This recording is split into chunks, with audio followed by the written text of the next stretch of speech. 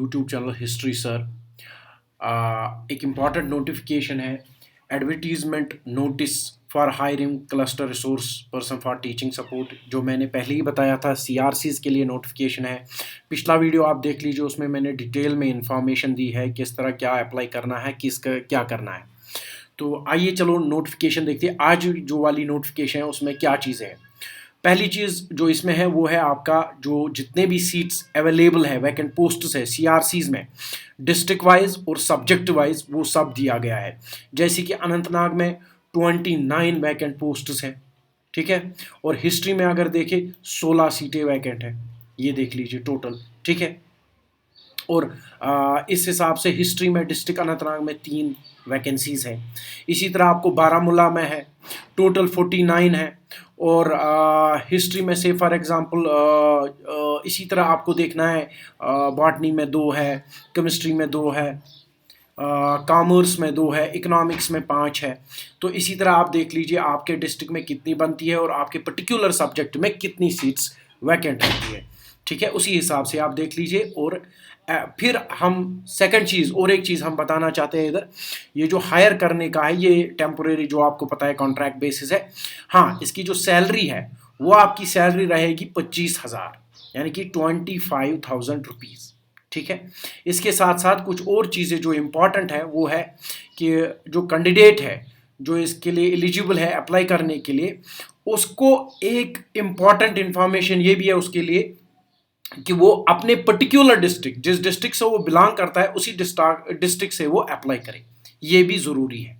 ये लिखा गया है इधर, the candidate shall be eligible to apply only in the domicile district to which he she belongs. और एक चीज़, आपका ये एज लिमिट है 40 ईयर्स। और बाकी चीज़ें जो बची है वो है डॉक्यूमेंट्स लाइक डोमिसाइल सर्टिफिकेट चाहिए आपको, date of birth certificate, PG final, MPhil marksheet का है आपका, ठीक है।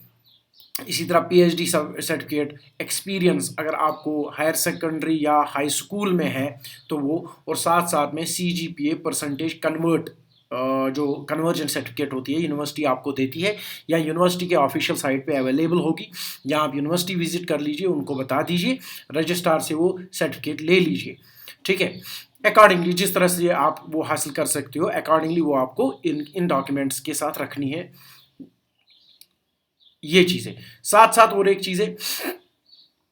चीज़ है कि अप्लाई कैसे करें। अप्लाई आपको ऑनलाइन करना है, इसका कोई ऑफलाइन मोड नहीं है, बिल्कुल भी नहीं है। बिल्कुल दिखाया गया modes of application shall be accepted only online, ठीक है। उसके लिए आपको क्या करना है, ये दिया हुआ है http://bit.ly/dsek.crc/erc 2025 विद इफेक्ट। इसका जो लास्ट डेट है यानी कि डेट ऑफ सबमिशन स्टार्ट कब होगा, 10 जुलाई से यानी, और 16 जुलाई तक इसका डेट है।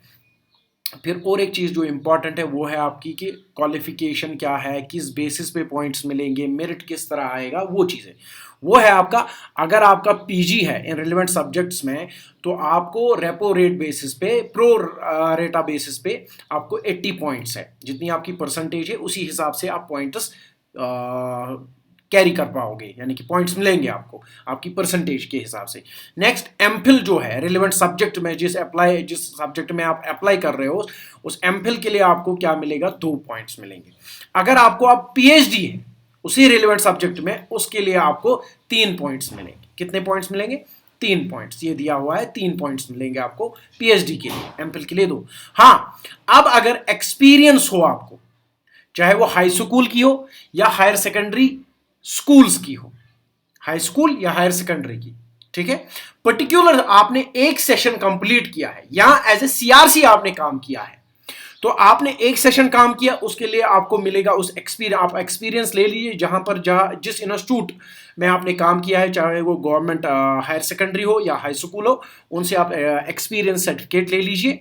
उसका जो आपको क्या मिलेगा, 7.50 points for each complete academic year. जो एकेडमिक ईयर जहां से ये शुरू होता है, जहां से एंड होता है, उसको आपको मिलेगा 7.50। और अगर आपके पास 2 एकेडमिक ईयर आते हैं तो उसके लिए आपको मिलेंगे बराबर 15 पॉइंट्स, ठीक है, चाहे आपने एज ए इससे पहले इसमें कोई मेंशन नहीं किया गया है कि सीआरसी है या इससे पहले कॉन्ट्रैक्चुअल जिसने काम किया है। सो मुझे लगता है जो भी बंदा गवर्नमेंट हायर सेकेंडरी या हाई स्कूल में काम किया है एज ए इससे पहले सीआरसी से पहले कॉन्ट्रैक्चुअल किया है या हाई स्कूल में किया है एज ए कॉन्ट्रैक्चुअल, वो एक्सपीरियंसेस भी यहाँ काउंट हो रही है और सीआरसी की भी एक्सपीरियंस सर्टिफिकेट्स काउंट होगी। ठीक है, बाकी जो लिंक है कैसे फॉर्म भरे या डायरेक्ट लिंक वो मैं आपको नीचे डिस्क्रिप्शन में दूंगा, प्लीज़ उसको देख लीजिए, अकॉर्डिंगली अप्लाई कर लीजिए। वीडियो अच्छा लगा please do subscribe. Thank you.